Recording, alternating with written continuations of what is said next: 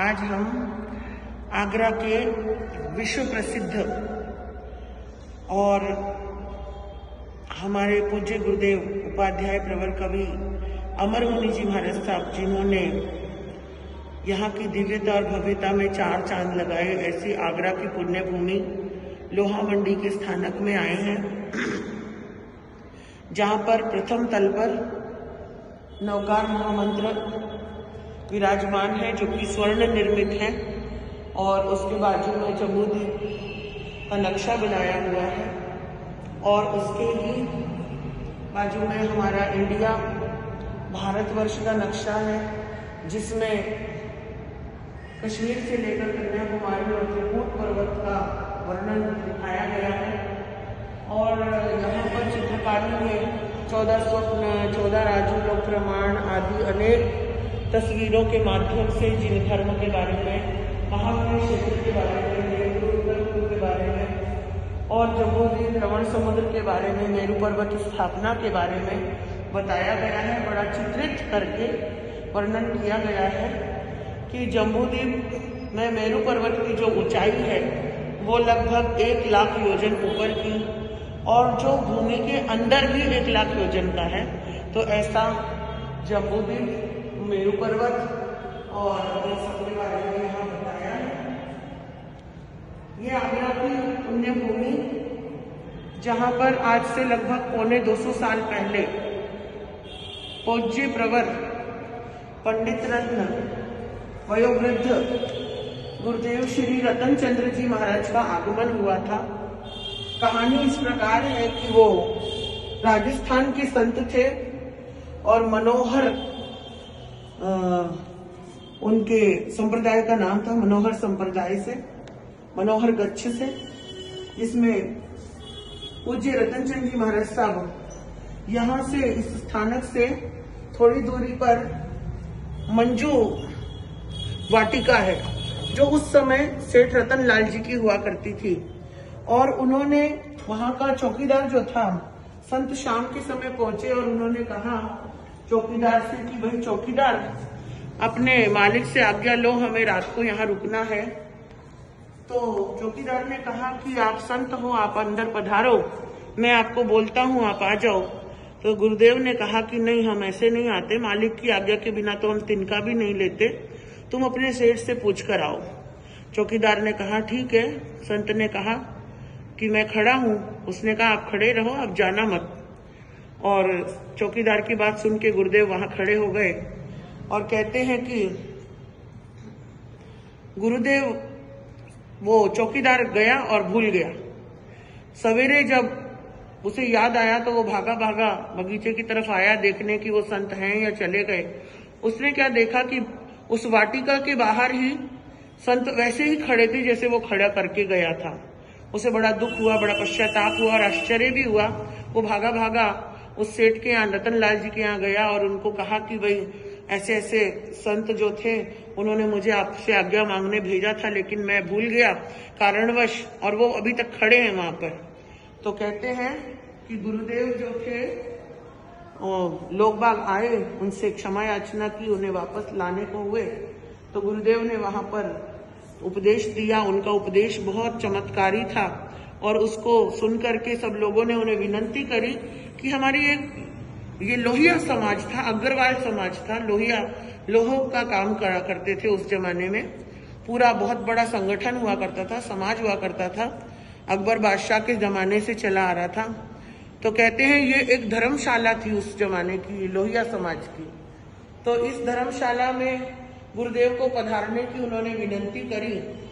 तो गुरुदेव ने कहा मैं आऊंगा, लेकिन एक शर्त है कि मैं व्याख्यान दूंगा और तुम्हें मेरा भक्त बनना पड़ेगा।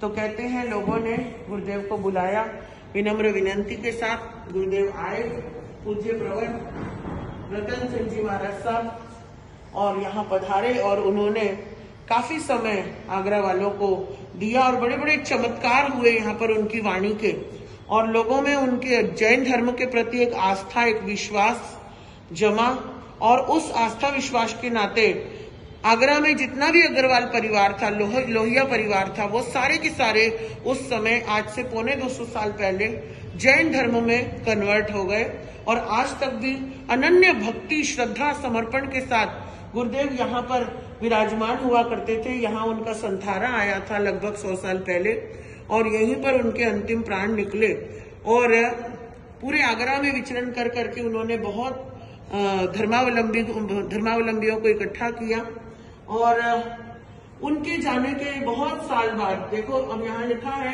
गुरुदेव का जन्म जो था भाद्र कृष्ण पक्ष 14 के दिन यानी पर्युषण महापर्व के बीच में आता है और उनकी दीक्षा भाद्र शुक्ला पक्ष छठ के दिन दीक्षा हुई थी विक्रम संवत 1832 में और जन्म 1850 का था और स्वर्गवास यहाँ आगरा की पुण्य भूमि में इसी जगह पर हुआ उनका वैशाख शुक्ला पक्ष 15 को विक्रम संवत 1921 में हुआ। तो आज विक्रम संवत 2082 चालू हो गया है। तो देखिए कितना पुराना समय हो गया है। गुरुदेव को आए और चले गए लेकिन इतने लोगों को जैन बनाया। उन्हीं के 60, 70, 80 साल के बाद पूज्य प्रवर श्री पृथ्वीचंद जी महाराज साहब का यहाँ पर शुभ आगमन हुआ और पृथ्वीचंद जी महाराज साहब ने वापस लोगों को जगाया और इसी पुण्य भूमि पर उन्होंने यहाँ 30 वर्ष तक स्थिर वास किया और 30 वर्षों की साधना करी और बेहद भोली प्रकृति के थे, गौर वर्ण थे। ऐसा लगता था, लोग कहते हैं ऐसा लगता था कि संगमरमर की मूर्ति यहाँ पर विराजमान थी और वो ये ऐसा कक्ष है जहाँ पर पूज्य प्रवर पृथ्वीचंद जी महाराज साहब यहाँ पर विराजमान हुआ करते थे।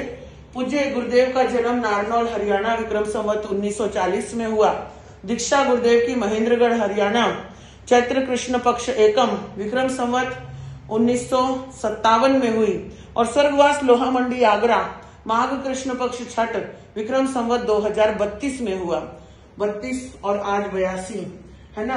तो इतने वर्ष हो गए गुरुदेव को गए लेकिन आज भी बहुत भक्ति है, भाव है।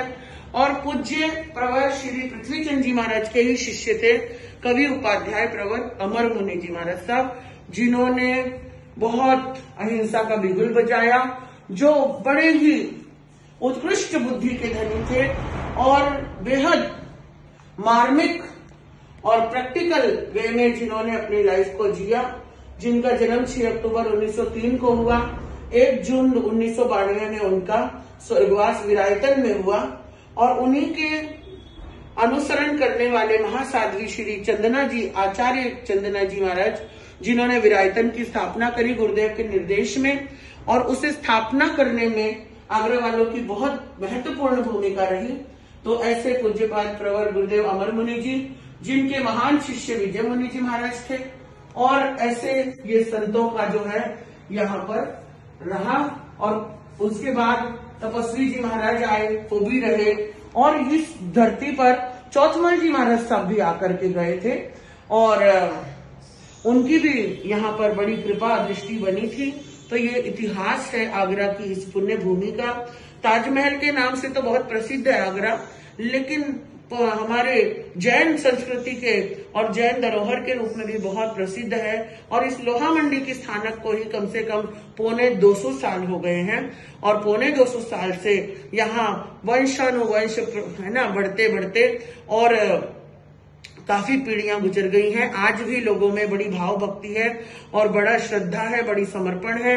मैं 2 दिन से यहाँ आई हूँ और इन 2 दिनों में मैंने देखा लगातार सुबह 6 बजे से लेकर रात के 9 बजे तक भक्त आते रहते हैं, गुरुदेव के पाटे को नमस्कार करते हैं, उधर परम पूज्य रतन चंद जी महाराज के समाधि स्थल को नमस्कार करते हैं।